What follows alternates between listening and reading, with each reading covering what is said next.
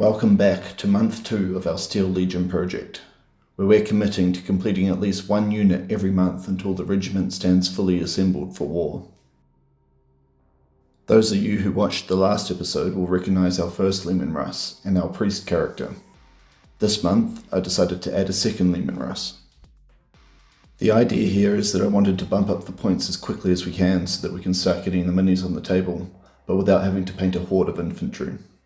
The new Russ I'll run as a tank commander, so I've printed both the standard battle cannon and a vanquisher cannon so we have options. Now that we've got that system for painting our tanks, I wanted to try and get an additional unit done this month.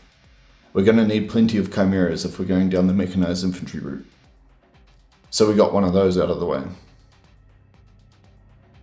Painting another 2 tanks really helped to finalise our process for painting vehicles, so we have a system now and can bang them out fairly quickly.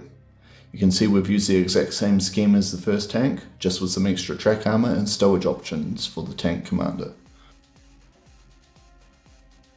Again, same paint scheme as the tanks, so these look really coherent when they're sitting together, and I'm really happy with how they turned out.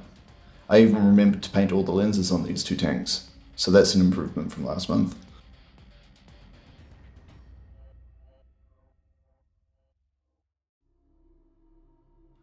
One of the players at my local store was asking how I got the camo pattern painted without an airbrush, so I thought I'd share that process here. Basically, I stumbled across this, black gold. This is masking putty from Green Stuff World. I've base coated my vehicles with Army Painter Uniform Grey, and then I basically rolled these out into irregular shaped sausages, and then pressed them onto the tank in a diagonal pattern to try and break up the silhouette. If you repeat that enough times with the forbidden sausages, and take it outside and give it a couple of thin coats of Xandri dust for the camo striped colours, you'll end up with something like this. This is honestly one of the most satisfying parts of the entire project, pulling off the putty to reveal the camo pattern underneath. You'll end up with something looking like this, and the best part is this putty can be reused multiple times, so it just gets smushed back together and goes straight back in the tin for next time. Doing this, I was able to get both of these camoed in a very short time.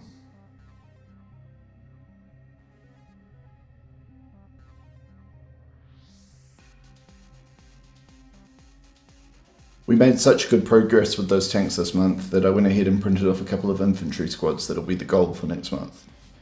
This will be the start of our first 2 Armoured Fist platoons.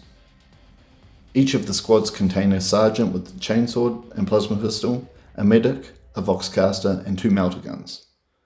At the time of printing, the special weapon options were pretty slim, but the creator of these STLs has just added plasma guns this month, so I'll go and print a couple of those too. One of the squads is already based and primed, so I'm hoping I can put that time towards either a second Chimera or a command squad, so we have a small platoon. But just like last month, if there's anything you want to see, or you have any recommendations on what we should add next, or you just want to follow along with your own project, then feel free to drop a comment below. That's all for this month. Until next month.